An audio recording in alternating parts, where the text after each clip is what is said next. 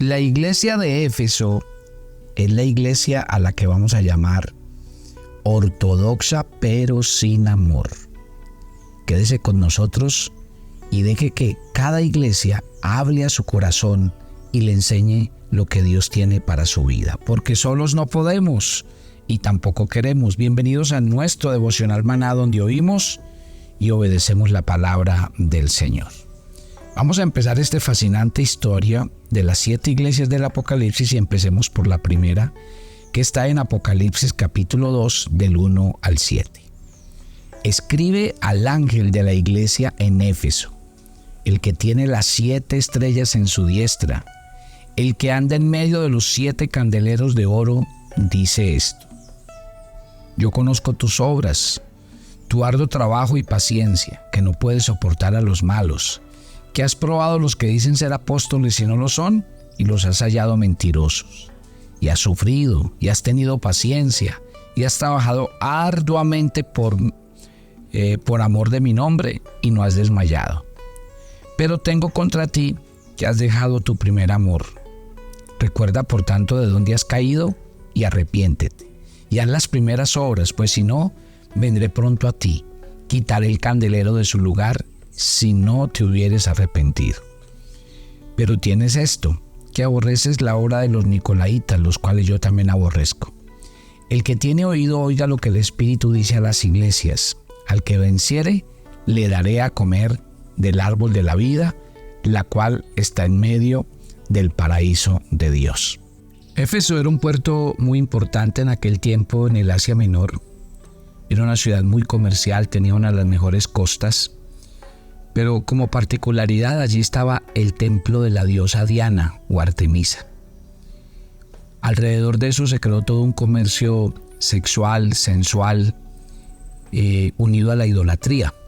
Entonces imagínense, el comercio como un gran puerto donde llegaba mucha gente y donde la gente encontraba toda clase de alternativas de promiscuidad sexual y donde estaba unido a la idolatría.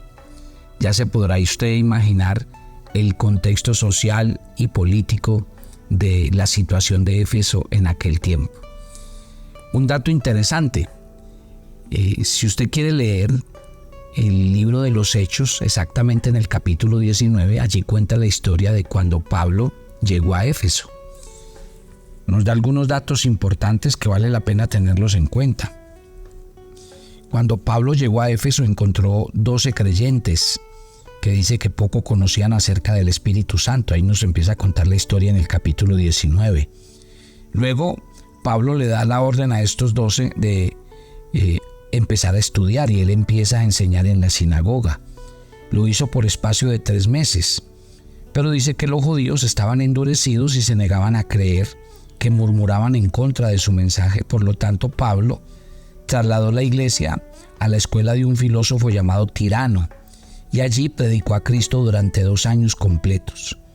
Durante este tiempo se dice que la iglesia fue fundamental para difundir la palabra de Dios en todo Asia. Mire que así lo dice el versículo 10 de este capítulo 19 de Hechos. Todos los que habitaban en Asia, judíos y griegos, oyeron la palabra del Señor. Allí Pablo obró milagros en el nombre del Señor, y la iglesia vio cosas asombrosas. Lo espectacular que empezó a pasar allí es que el evangelio empezó a difundirse. Se hablaba de una iglesia que tenía un gran amor y un movimiento hacia Dios y hacia su palabra, y eso es lo que empiezo a describir. Acuérdese que dijimos que íbamos a usar un formato para describir a las iglesias como están. Hablemos de el que habla. Obviamente los destinatarios, pues estamos hablando de la iglesia en Éfeso, en aquella ciudad. Cuando se describe quién es Jesús para esta iglesia, Jesús se describe como el que tiene las 7 estrellas en su diestra y el que anda en medio de los 7 candeleros de oro. Jesús es el que tiene el ministerio de las iglesias en sus manos. Él es el que elige y escoge a los que van a estar al frente de la iglesia.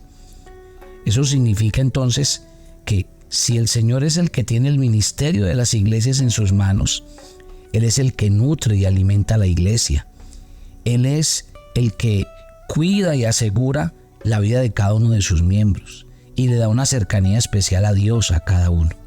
Él es el que anda en medio de las iglesias o de los candeleros de oro, y eso significa que Cristo está presente en medio de la iglesia y que Cristo ve y conoce la condición de la iglesia como grupo, pero también a nivel personal. Que una de las tareas que Cristo tiene es proveer y proteger a la iglesia, y que Cristo es el que guía y dirige la iglesia hacia donde Él quiere. Mire, en el texto nos dice que Cristo está en medio de todas las iglesias. No tiene favoritos, no muestra ninguna parcialidad, no hay denominaciones ni barreras con Cristo. ¿Por qué? Porque acuérdese, en Él somos un solo cuerpo y Él es la cabeza. Sigamos en el orden. Este es el que habla. Ahora, cuando el Señor habla de las recomendaciones o habla de qué es esta iglesia, vamos a notar 5 cosas importantes que se hablan de Éfeso. Éfeso es la iglesia ortodoxa, pero que ha perdido el amor. ¿Y por qué la llamamos así? Porque mire que el Señor resalta 5 cosas importantes en ella. Lo primero que resalta es una iglesia que obró y trabajó para Cristo. La palabra griega trabajar, que está aquí en este versículo, la define como esa palabra donde dice que trabajar es ir hasta el agotamiento, trabajar con sudor y extenuación, obrar y trabajar hasta el límite de las posibilidades de uno. O sea que esta era una iglesia trabajadora, obradora, una iglesia comprometida a servir a Cristo a plenitud. En segundo lugar, el Señor resalta la paciencia de la iglesia de Éfeso. Y la palabra paciencia significa perseverar y estar lista para servir a Cristo y en contra de las tentaciones y pruebas de la vida. O sea que esta fue una iglesia que fue rápida en estudiar, proclamar el evangelio y ministrar a los necesitados. En tercer lugar, dice que esta iglesia no podía tolerar a los que fueran malos. Y eso se refiere al pecado y la maldad. Ya le acabo de decir el contexto en el que vivían. A esos hombres que eran corruptos y contaminados y que vivían en el mundo. Entonces esta iglesia era radical. No permitían que ese tipo de cosas vinieran y permearan a la iglesia. En cuarto lugar, ¿qué más exaltó Cristo de esta iglesia? Que fue una iglesia que probó a los predicadores y maestros de la iglesia y rechazó a los falsos. Claro, era muy común que viniera gente a predicar el evangelio y hablara de Dios, pero hablara de cualquier cosa. Esta iglesia, como conocía a Dios y conocía las escrituras, ¿qué pasa cuando uno conoce las escrituras? Uno puede decir quién está predicando la verdad y quién no. Y eso exaltó al Señor de esta iglesia. Y en quinto lugar, lo quinto que dice el Señor de esta iglesia y que exalta en ella es que fue una iglesia que cargó con todo por el bien del nombre de Cristo. Mire que cuando aquí la describen, entonces, ¿cómo la describen? Como una iglesia que soportó, que toleró pacientemente, que trabajó y que no desmayó. ¿Por qué? Por el nombre de Cristo. Lo hicieron todo y toleraron todo por el bien de la iglesia del Señor. Trabajaron y obraron hasta el punto del agotamiento. Toleraron pacientemente, no soportaron ni trataron con el diablo ni con el mundo y probaron y rechazaron a los falsos maestros. Déjeme decirle, es una imagen significativa de una iglesia verdadera, de una iglesia entregada al Señor, de una iglesia leal y devota. Y eso es totalmente lo que queremos definir de la iglesia de Éfeso. Pero mire, vamos a la queja y vamos al versículo 4, porque cuando vamos al versículo 4 dice, pero tengo contra ti que has dejado tu primer amor. La iglesia y sus creyentes habían perdido sus sentimientos por Cristo. Y otra vez en griego quería decir, amas el primer amor.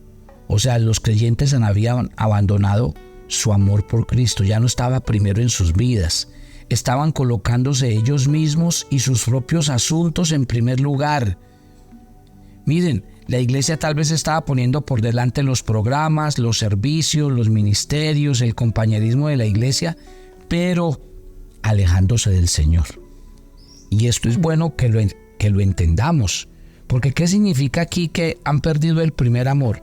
Que han perdido sus sentimientos de calidad y ternura por Cristo, que habían perdido su sensibilidad para el Señor, la chispa y la unción que venía del Espíritu Santo, que ya no tenían comunión ni comunicación a través de la oración que los llevaba a Cristo, que no andaban en una conciencia limpia delante de Dios.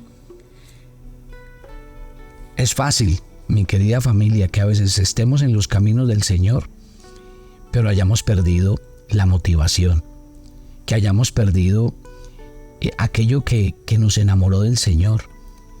Pregúntese hoy mientras oye este devocional. Perder el primer amor es leer la Biblia, pero ya porque me toca, pero no porque lo disfruto, porque lo anhelo, porque quiero buscar cada día el alimento espiritual diario. Hay cristianos que primero oraban mucho, sacaban largos tiempos para orar, se levantaban muy temprano a orar. Hoy no. Hoy ya no disfrutamos de la oración. Nuestras oraciones son oraciones así como medio formales, medio te entrego este día, que me vaya bien, pero no tenemos oraciones de comunión en las que disfrutamos de estar en la presencia de Dios. Y así hay muchas cosas que se van perdiendo. Y cuando menos piense, estamos en la iglesia, estamos y nos llamamos cristianos, pero que hemos perdido la esencia. Y usted sabe que perder la esencia es perderlo todo, porque acabamos de hacer un estudio de 1 Corintios 13, donde les dije que 1 Corintios 13 dice: yo puedo vender mi cuerpo, yo puedo vender mis bienes, yo puedo hacer todas las obras de caridad que sean, pero si yo no hago las cosas con amor, se vuelve címbalo que retiñe, no tiene ningún valor. Y esto es importante. Si hay algo que no podemos perder, es el amor a Dios, el amor a su palabra, y que la fuente de lo que hagamos para Dios sea por amor. Porque déjeme decirle, a veces uno se levanta a orar, pero es para que no le vaya mal y para que le vaya bien. Uno a veces va a la iglesia y es porque, no, qué miedo dejar de ir a la iglesia, de pronto en la semana no nos va bien. O a veces damos los diezmos y las ofrendas, pero más porque Dios me va a bendecir y me va a prosperar. El día que yo pierde la esencia de mi motivación hacia Dios, que es hacer las cosas por amor, como para Él y no para los hombres, ese día lo pierdo de vista todo. Y eso era lo que le estaba pasando. Mire que el Señor halagó a esta iglesia y le dijo 5 cosas muy importantes. Pero le dijo, pero tengo contra ti que has perdido la esencia. Y en ese mismo orden de ideas, inmediatamente, ¿qué le dice el Señor a esta iglesia? Cuando hablamos de la estructura que estamos estudiando, la llama a arrepentirse. Y dice, hay un consejo. Dice, el Señor le aconseja a la iglesia que se vuelva a Él. ¿Sí? Entonces, ¿de qué manera se debían volver? El Señor lo dice en 3 cosas claras. Y tenga en cuenta estos 3 puntos que estamos conversando. Cuando una iglesia o un creyente se desvían, el Señor emite un llamado aquí. ¿Cuál es? Regresar. Y hay 3 etapas que deben conformar ese regreso. Primero, mire, recordar de dónde has caído. Hay que volver a pensar sobre ese primer amor. Recordar los sentimientos de afecto y ternura, el fervor, la chispa, la unción, el compañerismo, la comunión, la oración, todo lo que hacíamos cuando nos enamoramos del Señor. Entonces por eso el Señor dice, tienes que recordar de dónde has caído. En segundo lugar, le dice, arrepiéntete. O sea, aléjese de aquella cosa que se interpuso entre usted y el Señor y vuelva a Él. ¿Qué lo alejó de Cristo? Y arrepiéntase. Por favor, este es el llamado claro de Dios para esta iglesia. Y en tercer lugar, le dice que haga de nuevo las primeras cosas que algún día hizo. O sea, vuelva a retomar. ¿Cuál es la advertencia que el Señor hace en los versículos 5 y 6 a esta iglesia?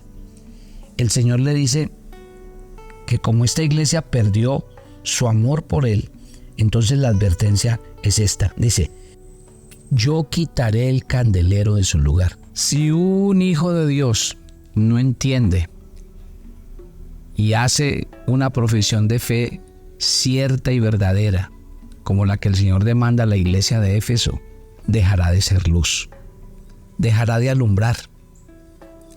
Es más, las mismas iglesias que no están cumpliendo la tarea, que han perdido a Cristo como centro, donde ya no se predica la palabra de Dios, esas mismas iglesias dejarán de ser luz. Y aquí esto es tremendo, porque el llamado de Dios, sobre todo en el mundo moderno, es muy fuerte y contundente. Tenemos que volver a nuestras raíces, tenemos que volver a nuestro primer amor y tenemos que luchar por no apartarnos nunca del camino verdadero. Deje que Dios esta mañana hable a su corazón. Dios le da un mensaje de victoria a esta iglesia y con eso quiero terminar el día de hoy. ¿Qué le dice el Señor a esta iglesia como promesa? Al que venciere, le daré a comer del árbol de la vida, el cual está en medio del paraíso de Dios. Dios nunca nos faltará con provisión y sustento espiritual para que nuestras vidas permanezcan y nunca miren atrás.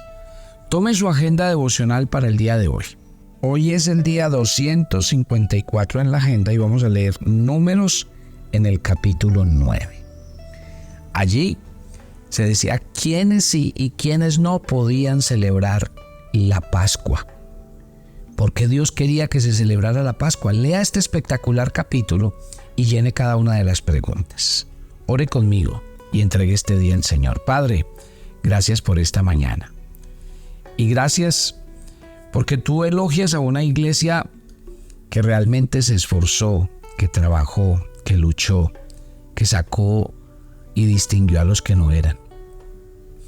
Pero el llamado claro para esta iglesia era que estaba perdiendo la esencia de lo que es el secreto de la vida cristiana, y es hacer todo para el Señor, todo para la gloria de Dios y todo hecho con amor. Señor, que nunca se aparte de nosotros el verdadero amor hacia ti, hacia tu palabra y hacia nuestros hermanos, hacia la obra y hacia los perdidos. Que cada día mantengamos en nuestro corazón la recomendación dada a esta iglesia: arrepentirnos y volver siempre a las primeras obras. Gracias, Padre, porque nunca nos faltará el alimento espiritual que nos sustenta y nos mantiene siempre cerca de ti. Nos encomendamos a ti y pedimos tu bendición. En el nombre de Cristo Jesús. Amén y amén. Y yo los espero mañana en otro tiempo devocional.